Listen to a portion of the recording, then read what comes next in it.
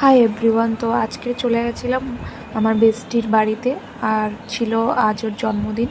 তো ওর সাথে একবার দেখাও হয়ে যাবে, 3 মাসের মতন ওর সাথে দেখা হয়নি।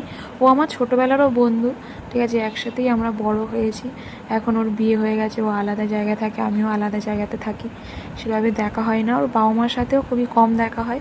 তো জন্মদিনে ওর বাবা মাও এলো, নর্মালি অতটা আয়োজন হয়নি, বার্থডে অত স্পেশালভাবে বানানো হয়নি, কিন্তু বাবা মা কাছে থাকলে সেটা মানে কিছু বড় গিফটের থেকে সেটা অনেক কিছু বড় পাওনা হয়ে যায়। আর ও তো আমাকেও বিশাল ভালোবাসে। আমি চলে আসছিলাম, কান্নাও করছিল। তো একদিনই ছিলাম, আর বেশি দিন থাকতে পারিনি একটা অন্য কারণে। তো নর্মাল এই সবাই মিলে কেক টেক কাটলাম। আমার বান্ধবীর বর কেক নিয়ে এসেছিলো। তো ওই দিনেও বৃহস্পতিবার ছিল, 3 জুলাই।